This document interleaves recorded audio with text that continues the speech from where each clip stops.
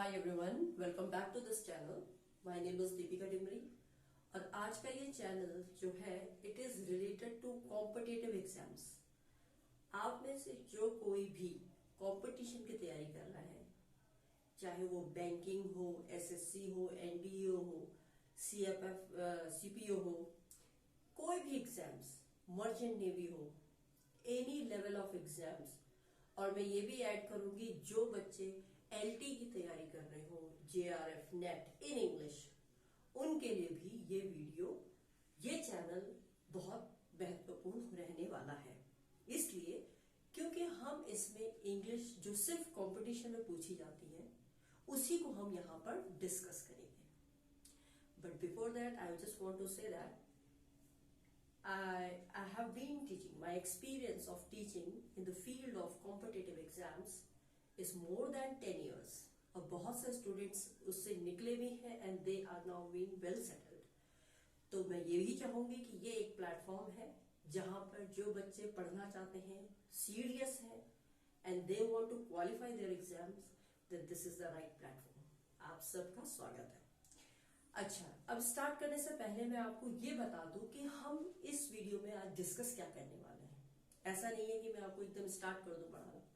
Before doing anything हम एक planning बनाते हैं, एक स्ट्रेटेजी बनाते हैं। तो आज का जो ये वीडियो है एज ए इंट्रोडक्शन, इसमें मैंने आपको बताऊंगी कि हम क्या क्या चीज को कवर करेंगे and what will be our planning और how we will how we will complete the course before exams and at the same time with revision। मैं आपको इसमें प्रैक्टिस सेट्स भी लेके आऊंगी, बट बिफोर दैट हमें कोर्स कंप्लीट करना पड़ेगा, राइट? तो देखते हैं हम इसमें करेंगे क्या क्या। सबसे पहले देखिए, आप सभी लोग जानते हैं सिलेबस। नो, ऐसा नहीं है कि आप लोग नहीं जानते हैं। जब आप तैयारी कर रहे हैं तो आप सिलेबस से वाकिफ हैं, लेकिन फिर भी एक बार मैं समझा दूं जो नए हैं, जो अभी तैयारी में जस्ट कदम रखाई है जिन्होंने, उनके लिए भी it's going to be very helpful. देखिए, इंग्लिश ग्रामर के कुछ सेक्शंस हैं, हम कॉम्पिटिटिव एग्जाम्स में उसको कैसे कवर करेंगे। तो सबसे पहले जो आपको जो सिलेबस है हम उसको डिस्कस कर लेते हैं। इसमें आपका चाहे आप कोई भी एग्जाम दें, बैंकिंग दें, एसएससी दें, एंड देखिए एक तैयारी से, इतना कुछ पढ़ने से ऐसा नहीं है कि एसएससी ही दे पाओगे, ऐसा नहीं है सिर्फ बैंकिंग। जो बच्चा एक फॉर्म भरता है वो बाकी 3-4 फॉर्म भी भरता ही है। तो जो बैंकिंग के बच्चे जो बैंक की तैयारी कर रहे हो, एसएससी सब भरते हैं, क्योंकि सेलेक्ट कहीं भी हो जाए। तो आपकी एक तैयारी से आप बहुत सारे पेपर एट अ टाइम दे सकते हो, एंड अगर आप ड्यूटीफुल तरीके से इसको पढ़ोगे तो आप सेलेक्ट भी हो जाओगे। देखते हैं कैसे किया हम। रीडिंग कॉम्प्रिहेंशन जो हर एग्जाम्स में पूछा जाता है, चाहे आप बैंकिंग दे लीजिए,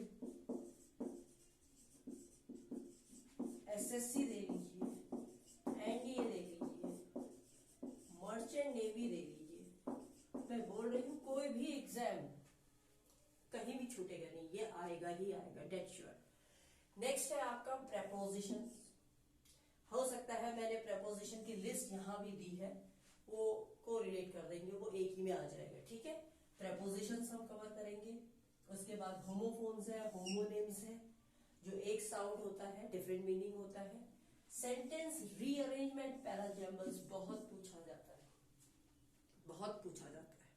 अगर इसको सीक्वेंस में एक भी प्रोसेस आपने ढंग से समझ लिया तो आपके पूरे कितने क्वेश्चन सही हो जाते हैं, उसमें 4-5 नंबर का बन जाता है। तो automatically this section becomes important, और ये आता ही आता है।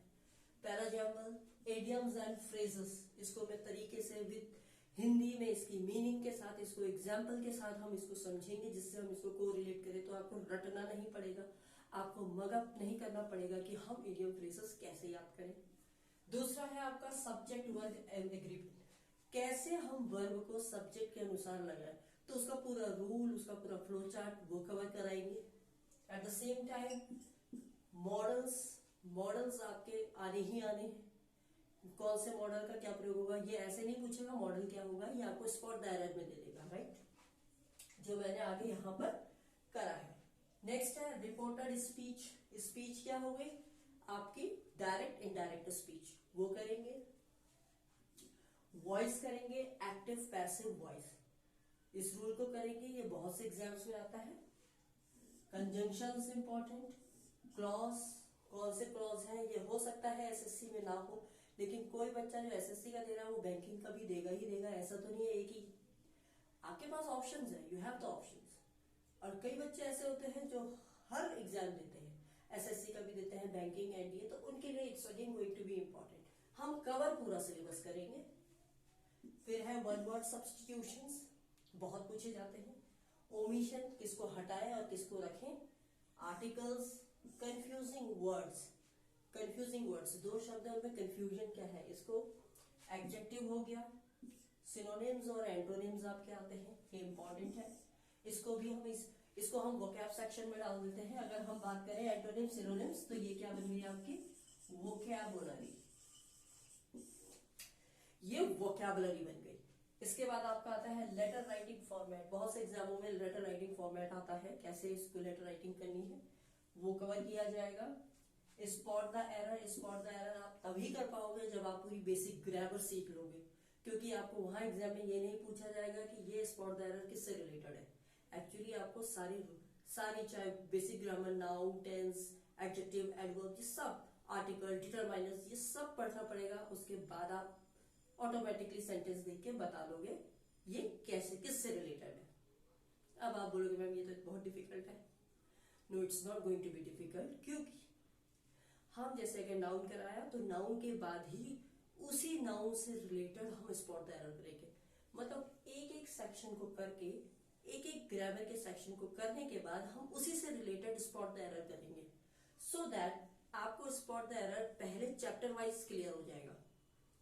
फिर लास्ट में हम स्ट्रेटेजी ये बनाएंगे, एक प्रैक्टिस सेट बनाकर उसमें मिक्स कर देंगे। फिर आप उसमें से ढूंढिए स्पॉट द एरर। ये टेंस से भी रिलेटेड आता है,